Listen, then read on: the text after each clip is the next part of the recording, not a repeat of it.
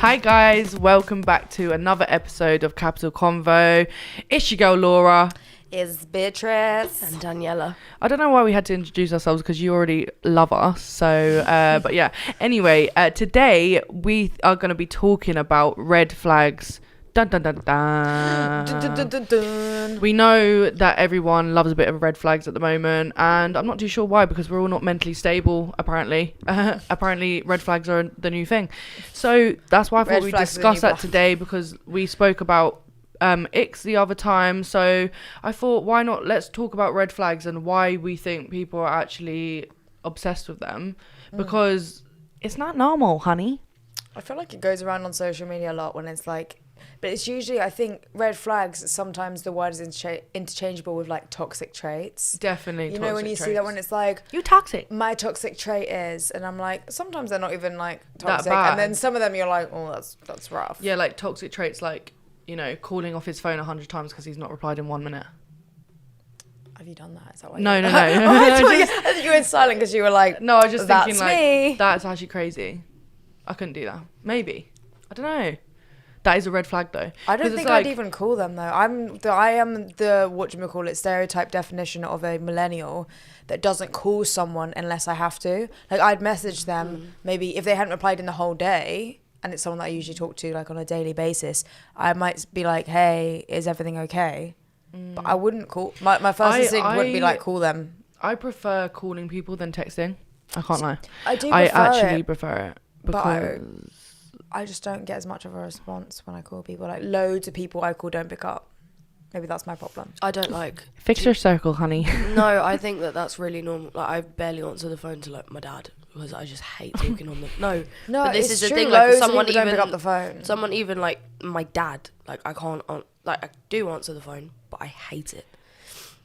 So it's rare. If I answer calls, then hello. Red flag if you don't pick up the phone to people and you just let it ring out. That's a red flag. Let's actually talk about what a red flag is and why suddenly that's all people seem to be saying. I feel like red flags and icks have come sort of like conjoined in a way, because they say, oh, that's an ick, or like, oh my god, like he wears socks in bed, that's a red flag. Well, no, it's not, hun. Like, that's an ick. I think those some are universal, kind of a bit like icks. Some red flags are universal and some are built off your experiences. Like, if you've had an experience of someone that's like that, then when like the person that you're with now, or like a friend, does the same thing, you're like, oh, that's a red flag because you've had other people do that to you, and so then you now know, and you like determine that as a red I feel flag. like an ick is like an irrational, not even irrational, but just something that's like quite superficial that makes you be like, oh no, absolutely not. But I think a red flag, I feel it's more internal, more serious, isn't it? and it's more of like a... It's like a, oh my god, I could not be with you now. And it's, not because of not, something silly, because of something that means a lot to you, and you think that could indicate that they're going to be Trauma. a little shit in the future. It's usually, like you said, less external. It's not like, oh, that person's like stumbling on the tube. It's like, oh, that person is continuously ignoring what I'm saying. Yeah. Like, it's more of a, this is going to be a persistent thing that they keep doing, or it like is a personality trait. Yeah. What I would say though is like, the toxicity in our society is sorry, I don't know why I said it like that, but the way that people think it's normal to be toxic now. So like, you are going out with your friends, say we're all going out, and we've all got boyfriends, we all have boyfriends, and we go out, and one of the boyfriends is constantly calling off the phone, being like, where are you, who you with, doing this. Why do some girls think that is like, they're like, oh my god, he's just so obsessed it's like, with oh me. my god, I want a boy that's so obsessed with me. No, that is called literally like, get a restraining order. That's not normal. So weird. That's so weird. It's so weird that you say that, because I had an entire conversation yesterday about why girls want guys that are obsessed with them, when in the reality of it sucks. And like, even like that is like quite possessive. They're wanting to know where they are all the time. But even someone that's really like obsessed with you, what I was saying is like, obviously it's nice when someone listens and like writes stuff down that you're saying and like takes note, but I literally knew someone that would write down like basically everything that I was saying, or like keep a mental log of it and act on all of it. They'd be like, oh, I booked this because you said you wanted to go, like, and I'm like, today, and I'm going, okay, like that's nice, right? But continuously, it makes me feel like I'm not doing enough, and it's weird. I do just genuinely think that red flags are becoming so normal that things that should be red flags are not red flags. So like being obsessive, calling all the time, like being like controlling, is people love that. They like, oh, I love a toxic man, or I love a toxic woman. Oh, I love it. Like, scream at me, jealous, scream at me, shout at me. It's like, that's not fucking normal. No. Like, that's not healthy, hun. But I think it's because we've been potentially shown that a lot of people don't care anymore. Yeah. So it's like the extreme version of caring is that. Yeah, no, and definitely. It's like, but that shouldn't be idolized. That should be a worst case scenario. It's the same as not caring, but just there's like the opposite side of the scale. Because you want them to care enough that they're interested in where you are, want to make sure that you're home so that you're not in danger, like from a caring perspective, but not to the extent that they're ringing off your phone, tracking you. I'm going to pull up to the event and do some madness if you don't reply in 5 seconds. But I feel like this whole red flags thing is such an overused term now, because don't get me wrong, it's really good that people are being more mindful of their relationships and what are indicators that things aren't going well. But also there comes times in fairly healthy relationships where there's a disagreement or whatever, but because there's such a culture of, oh, that's a red flag, oh, break up with them, set your boundaries, that could potentially be a situation that could be fixed, or it was a miscommunication, or something wasn't dealt with correctly, and then you're feeding into that whole thing of, well, that's a red flag, so that must mean that he's just like this, or she's just like this, and this is how it's going to be. Actually, no. This is why I feel like relationships aren't as stable these days, because people just want to dip at the first hurdle. They don't. I also think it's because people think there are so many other options. Yeah. And it's like, because of social media and obviously like the way society is, it's like one little red thing. It's like everyone's disposable. I said one little red thing. one little red thing. One little red flag, that they think is a red flag. They're like, oh my God, fuck that. I'm going to go and find someone else who's not going to do that. But then they'll probably have a red flag you don't like. So it's just like, we're in a society, we don't see these people, the real things on social media. Even these great relationships that you're seeing on social media. They're lying. Yeah, I want that. Yeah, I want a guy that buys me this. And I want him to propose and do this way. And no. Because but this is one thing that I was going to say is like, you see young ads. Yeah. Yeah. And he's married, he's got a wife and all of this, and you know, we love that. Good vibes. I didn't know he was in the studio right now, but yeah. But what I was going to say is, he recently talked about the fact that his wife, doesn't have any socials, because he said, why do you need them? Why do you need social media when this is real life? Like, we're living in real life. Why do you need social media, toxicity, all of this? And I'm thinking, you're like famous, you're gonna have people messaging you, you've got an Instagram account, but then she's not allowed one because, well, not allowed, but he's told her, like, you don't need this, it's toxic, and it's all this. But is that not a toxic trait yourself, telling someone that they can't have the freedom of having their own socials? Is that the same guy that you know, that thing that went round where it was like, if you have an Instagram account, that's cheating. If your girl has an Instagram account, it's the same as cheating. And everyone's like reacting to it, being like, what? No, that wasn't him, but I think it's like the same kind of vibe. That's giving me that vibe. Like on Top Boy. Lauren? You know what I mean? That's bad for you. What was that? It's really toxic. Really bad for your mental health. Lauren, my Lauren. Sorry. But it's like that. It's like, no, that is so, because of social media becoming like this huge thing now, that where people are like, oh, well, there's so many options, that I don't need a man, I'm an independent woman and all this. And yes, we are independent women, but we love off our man at home. But listen, I don't think it's like one of them things where it's like, there are loads of options, but it's like, one little thing will make you be like, oh, there's somebody out there that's not going to do that. Yeah, but he will run you down on the street. Yeah, he'll be doing something else instead of wearing socks in bed. Yeah. Do you know what I mean? But I don't think, going back to what you were saying about the whole social media, having socials and whatever, as much as no one should ever dictate to you what you can and can't or should and shouldn't be doing, I actually kind of agree with the thought process behind it, because I feel like every person that has social media is guilty of comparing their relationship to something that they're seeing online. Yeah. That's a given. If you're looking same way a lot of people compare so themselves to other people. Why can Lil Durk buy her 5,000 roses and I don't get that? Because you're not India. You're not. Sorry, you live in fucking Basingstoke. You live in Slough on the high street, mate. You ain't gonna get 5,000 roses, are you? Your man's he's on an apprenticeship. He's making 15k a year. He's not gonna propose to you in front of 100 people in a club in fucking Chicago and give you a iced out fucking this and that. No, because you can't afford it. It's not normal. He can barely put baked beans on the table. Let's be realistic, mate. Yeah, but there's nothing wrong with that.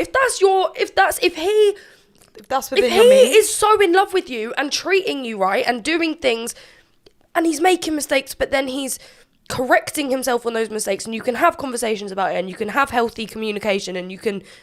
Who fucking cares? Like, these are the things that people miss out on social media because they're so caught up in the fact of, oh, this person's doing this and this woman left this guy and now she's found this guy and that whole Sierra thing with her Sierra's prayer and how she's found this guy now. I can't lie though, that shit works. Yeah, that's all well and good. That shit does work. Manifest but at the same time, there comes to a point where you really need to sit with yourself and go, okay, this relationship that I'm in, is it a case, a lot of the time, men are shit. A lot of the time, it's going to be a thing where you're like, okay, I deserve better than this. That's fair enough. But there's other times where you get so carried away in that whole thing of, oh, red flag, oh, know your boundaries, oh, know your worth, that you actually think that there's something you can't get past that really could just be a conversation, or this person is willing to work on it with you, or this person wants to change it. I do think though that in our generation women are becoming stronger with the fact that they know their worth now, because it's like the red flags have built up to the point where they're like, I'm not putting up with that shit anymore. But also, I know my worth, and if you're not going to give it to me, don't fucking chat to me. But also, don't cut your nose off to spite your face. If you're really in love with a man and you actually know deep down he's really in love with you and he's not doing like really fucked up stuff. I'm talking. Yeah, but if he's not doing the most for you, cut him off. No. Yeah. Not necessarily. The thing is it depends what you're determining as the most, because what you. But you're seeing the most on social media. You're seeing. I'm not asking for 5,000 roses. I'm asking to be treated how I am treating you. Do you get it? Like what I'm trying to say is like. There's one thing, being in a relationship, there are little things that, this is what I say to my friends, I say to anyone that's in a relationship, if he's not doing these things for you that make you feel good about yourself and make you feel like your worth as such, then he's not worth your time, because realistically, there's people out there who are going to value you and who are going to give you the world. They will come home and make you dinner. They'll come home, like, bring you flowers for no reason. Not because of what they see on social media, but because they actually love you. It's like they want to see you happy. They want to see you smile. They'll just randomly surprise you, like, babe, we're going out for dinner. We're doing this, blah, blah, blah. It's like you don't have to ask for anything. Okay, but I think that's what is a thing where girls are now like, you know what, version of what they want from their man and what versus what they give, because obviously, like you're saying I want to get what I give, but you probably give a lot more than a lot of other people. But also you might show your love and give your love in a completely different way to the person that you're with, and that's where really strong communication comes into it, I think, personally, because my love language, I'm big on love language, my love language might be gift giving. Cool. So I'm like, well, how can he not know how strongly I feel for him, because I've bought him this and I've done this and I've taken him here and I've whatever, or vice versa. Yeah. His love language might be words of affirmation, and he's like, well, she doesn't love me because she hasn't told me that that I look nice, or that I'm this, or that I'm that. Like, people show love in different ways, and as much as I understand what you're saying about there's bare minimums and there's very basic ways that are universal that people can show their love, I do think sometimes that does need to be a conversation. It's not well, he should know. Like, because a lot of girls are guilty of that, going, well, he should already know these things. I shouldn't have to tell him to do this and to do that. I'm guilty of doing that myself. But sometimes it's really, they just don't know that that's what you're looking for. So you can't be disappointed in something when you haven't communicated. You shouldn't have to tell someone what you want, though. But alternatively, I disagree. I think I'm like in between both. There's some things that I'm like, I kind of want them to know, but I would communicate if they didn't do it. And then potentially if it wasn't done then, and I said how important it was to me, I would be a bit more concerned. Yep. But there are things about communicating to people, like what you want or what you do, or like what your love language is. And what I don't like being told, if I do communicate it, like what I want or what I expect, is being told that it's like too much, or it's like, then you're gone. Like you're expecting perfection. Like I had a conversation the other day about, I was like, is that really expecting perfection? I've asked you to not do this one thing. I'm not being funny, but perfect. I wouldn't want to reel off what my perfect was because it's ridiculous and I don't expect it. It's so far from what I'm asking for that I'm embarrassed to even say that it would be this, because they go like, oh, it's just that this is asking for like a lot, or they're going like, yeah, but you always complain about this and this, and I'm going, now I feel bad, but I didn't think what I was asking for. I thought what I wasn't even asking for, what I was communicating about wasn't something, it was I wanted to have a conversation, not a complaint. Yeah. And then I felt bad because I was like, now I feel like I'm having an argument about something that I was trying to communicate about. But there's a massive difference in that. If you're saying, this is my standard, I feel strongly about this, you don't necessarily have to feel strongly about it. But if you care about me, you will take into account, now I've told you how I feel about this, you will take it into account and at least compromise, or at least take it on board. And if someone's saying, what you I want cannot to do with this information. Exactly. And someone is categorically saying, I cannot, or I will not take any notice of that, that is a problem. That is a red flag. Someone that is outwardly saying, yeah, I don't care. That is basically what it roughly translates to. What do you want me to do about it? Yeah. Well, I've just told you what I want you to do about it. Fucking listen to me, you fucking prick. Danny's very, very strong feelings on this topic. Yeah, I don't know. I just feel like people throw away relationships. Obviously, there's a lot of shit relationships, and I'm very, very glad that women and men are being like more assertive of their boundaries. However, this whole, I can get rid of them, I'll find better, I know my worth, that's all well and good, but if you've built a really good foundation with someone, I don't see, everyone makes mistakes, but I don't see the harm in building that if you're both willing to do that. But in terms of what Laura's saying, I do agree that if you're the type of person that gives a lot, to not get a lot is rough. Hard, yeah. Because obviously, if you're given a lot, there are people that will match your energy. And if that is what you're looking for, then that's what you're looking for. Because if you are given a lot, obviously it sucks to not be like getting the same thing back. But I think what I've found, and I'm sure I don't know about you guys, is a lot of guys necessarily haven't had girls as good as you are or as giving as you are in whatever ways that like you're giving, if it's just like your time, energy, whatever. And therefore they don't match that energy. And so when you come into the picture and you're giving them the most, they're not used to you giving the most, and then they can't match that energy. And I feel like that is potentially when you could be like, look, I feel like I'm giving more than you, this is what I want. And then if they can't do it, then you know what's the maddest thing is, I do not expect anything back. I will give so much and not expect anything back. But my point is, I wasn't saying I need this and this, I need you to buy me this, I'm not materialistic. I would rather there's a basis. When you have a relationship, what is the difference between being a friend and a relationship? The romance, so if you're not doing the romantic things, you're my brethren, simple as that. So don't chat to me, and I'll find someone who will value my relationship, because there's plenty of people out there who are willing to do those things. I'm not saying take me on expensive holidays, do this and this and this, buy me bare roses, all this, but it's like the little things that you shouldn't have to ask for that show that you are in a relationship, other than just having sex, because everyone sexualizes everything. I think there's little things stuff. Like you can be friends and have sex, do you know what I mean? It's not that deep. But I think the relationship aspect is you love that person, so you show them in whatever way, as you said, whatever your love language is. But I think there's a difference between a friendship and a relationship, and I think that's where the red flags come in, because it's like, oh well, I see that as a red flag because you're not treating me in the type of way that I want to be treated. But it's not, that necessarily isn't going to be someone else's red flag. But because of social media, the love of the red flag in itself is become so big that people are now like, oh, that's a red flag, wow, someone else isn't going to be. But it's like, it's because we're so obsessed with the fact that we can think of anything as a red flag now, that we're like, say nothing, he's got a red flag. But do you think that's why some of that bare minimum stuff is gone? Because people are looking for extremes. They're expecting the 500 roses, or the crazy guy that's going to rock up. That like all the... Because if one man's not going to do it, another man will. But that's what I'm saying. But do you think that I expect to communicate or like have a text, call, whatever, every day, that type of what I would consider kind of bare minimum if you're in a relationship with someone has kind of gone because people are expecting but that's a prime example. But that in itself is a prime shit. example. You expect a phone call every day. Or a text, just a form of communication. But like a lot of people wouldn't expect that. That isn't one of their... They would value more that... I don't know. That they cook them dinner once a week. Do you know what I mean? Like, that's why I say... I agree with what you're saying, Laura, but I'm saying... A lot of people will go from, okay, well, they're not doing this for me and they're not doing the romantic stuff. But before they've had a conversation about it and said, look, I think this would mean a lot to me and I don't feel like I should have to tell you, but I'm going to tell you anyway.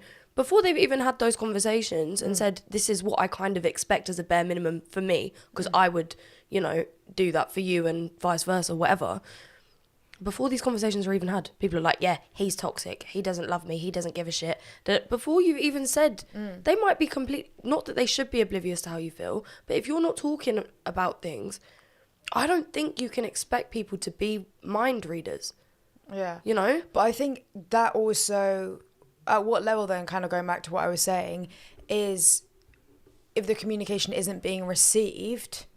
is that then the problem? Like, if you are communicating those things and they're not understanding it, or if you're communicating and it's being taken poorly, at what point do you go, like, now, like, this is the problem? Well, you've said, but that's the thing. You've said, this is my bare minimum. This is my standard and this is what I expect. I don't care if you think that's reasonable. I don't care if you think it's unreasonable. That is what I expect, and I know I will find that. And the problem is that it isn't even that bare minimum, whatever, is...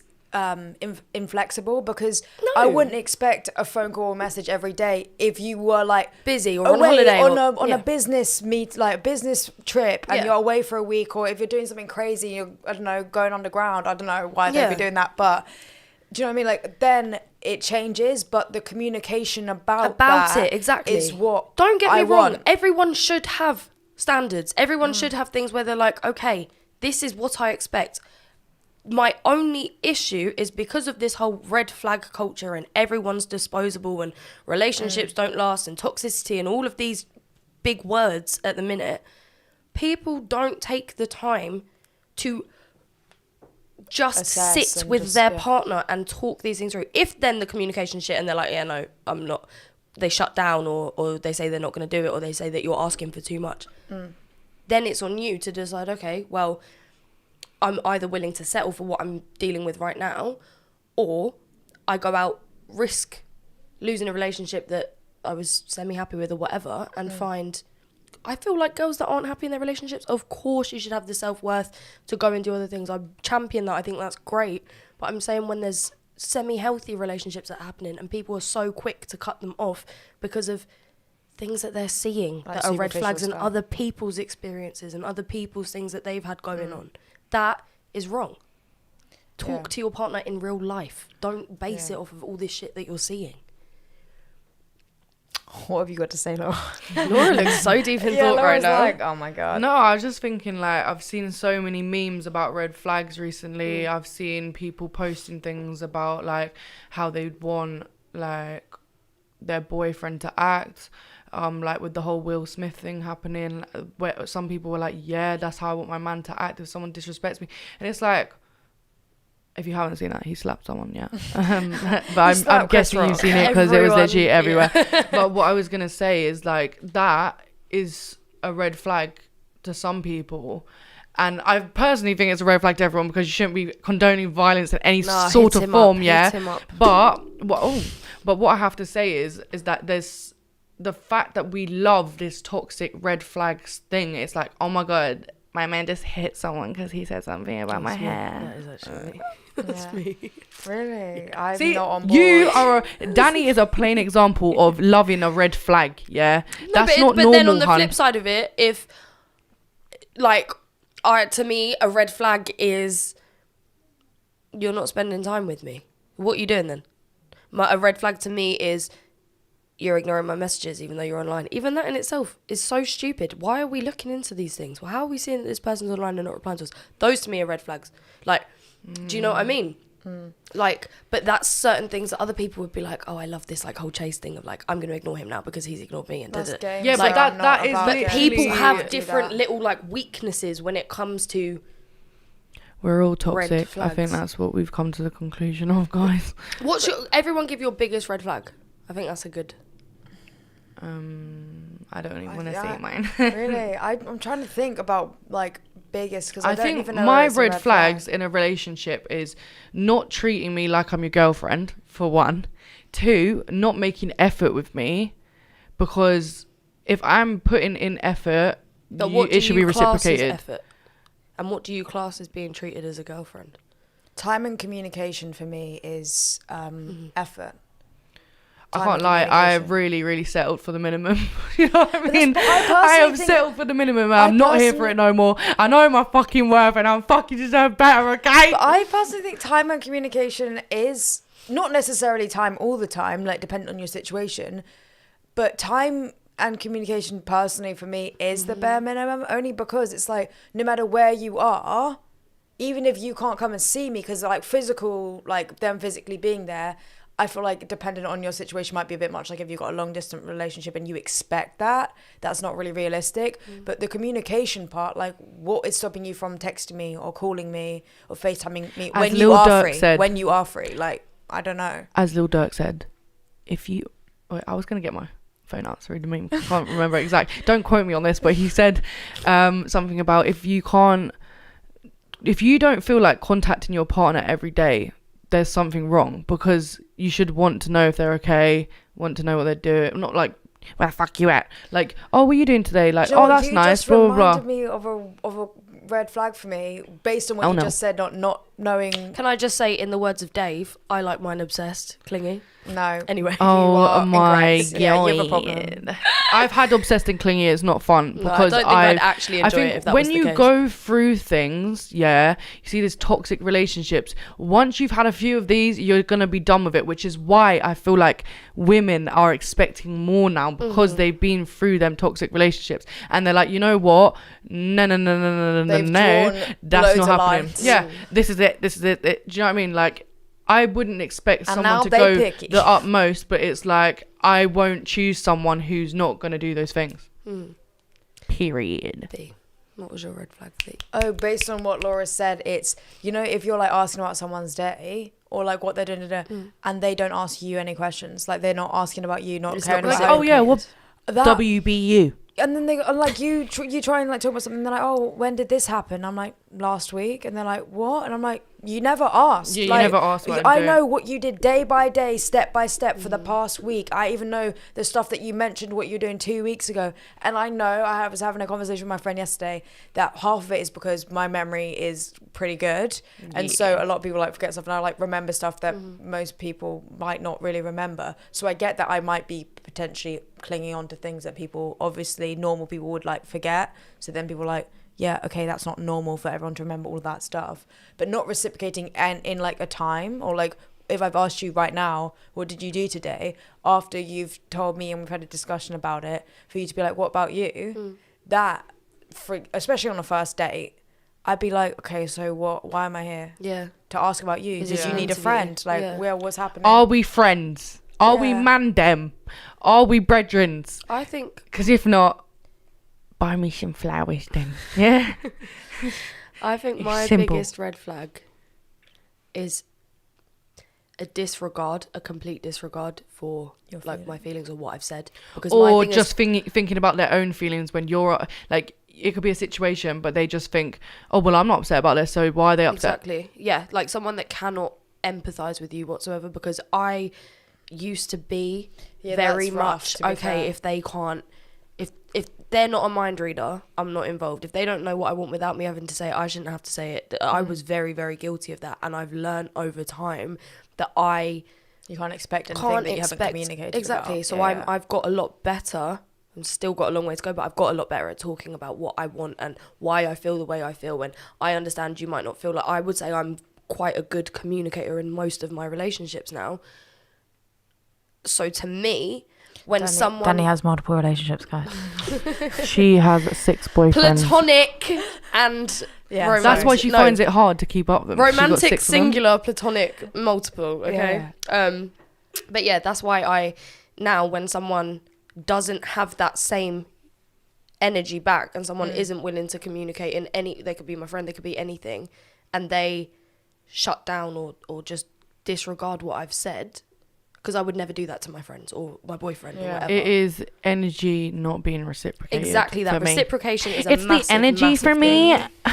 It is. Reciprocation is everything. It's giving rude but and then also, not worthy. Laura, I think in terms the of love language thing that you're saying though is interesting, because whilst I have like understood that, I feel like it's really bad because I have a way that I want to receive as well as give. But that's what I was just She's a about giver to and a say. receiver, everyone. Oh my god! I hope everyone heard that. She's a giver and a receiver. Has, but what, like, in terms of that whole reciprocation thing and giving to receive, a lot of people say, Can we stop saying it like that, please? I'm guilty of it. I'll be like, oh, I don't expect anything in return. But slyly you do. Like, Nah, you not me, expect fam. the energy to be reciprocated in No, one but way or mine is another. I expect the time, because if their love language is words, cool, okay, but why am I this is what- traveling? Action, speak louder than words. No, but like, why am I traveling? Why am I spending money? Because I'm not being funny, but words don't cost shit. Okay. And in the long run, that's hard. That's hard, because words will get you so far for sure. Like, I love it, but Selling if dreams. I'm doing the gifts, if I'm doing the time, if I'm doing the traveling, and none of that is I absolutely agree that reciprocated, actions speak louder than words. I'm going, Yeah. I appreciate your love language is words, but also I best receive love with action, and you're speaking a lot of shit. But that's where a compromise kind of comes into it, because you might have different love languages. Me and my boyfriend did the test. We have different love languages. But I want this test, send this my way, please. it's online. Everyone go and do it. It's fun. So seriously, send it But to me. mine is What? quality time. Laura's like, There's I 5 can't do that. It's there's- unfair.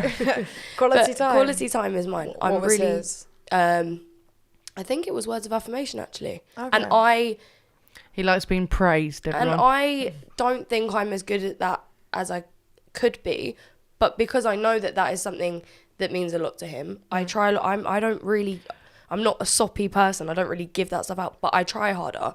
And to me, even though I know that his love language isn't quality time, I know that he will see me more than he would necessarily. It's say in a week, I would expect to see him this many times, or I would want to see him this many times. He might only feel the need to, or the want to see me once, but he doesn't, like, do you know what I mean? Like, there's certain things that you do compromise on, and you go, okay, well, this means a lot to this person. So things might, in terms of reciprocation, it doesn't necessarily have to be reciprocated in the exact same way that you're doing it. You might get it back. You might get that love that you're putting in back in a completely different way. You might not even see it as a big deal or as love, because you're just speaking different love languages. Yeah. Like, you can give something and then you'll get that same love back, but you don't see it like that because you don't know how much that means to that person, if that makes sense. My love language is food, and if anyone wants to send me food, my address is... Don't give out your Don't address. do that. That's really not a good idea. Don't do it. You're welcome to drop If me you food. see her though, if you see her, go up to her, ask for her Yeah. her deets. I'll put the Cash App. I'll put Laura's Cash App Cash in app, the send me bio some money for to this get some food. That is a podcast. love app. Thank you very, very, very much. I'll also add my PayPal. But I hope that this is I like can't a receive discussion that every... She's Come a on. giver. Excuse me, guys. I'm trying to have a conversation. Okay, sorry. We thought we were I involved can't in actually it. remember what I was trying to say, but I think what I was trying to say is that I'm glad that everyone does notice that red flags are a thing. And I hope that from this podcast, we've made you think about what your boyfriend's not doing right. But and also about communicate the with fact him that about you it should have before a you go. Exactly. Yeah, two sides of the spectrum. But anyway... Laura's like, leave. And we're like, no, I'm not say saying it. leave. I'm just saying, know your worth, honey. Okay. Or, Know your worth, then Or communicate money. it. Then if it's falling on dead ears, then you move from there. yeah, period. Know your worth, full stop. That's the Let's click first for and that. foremost. Everyone click. I know you're clicking along with us right now. Oh yeah.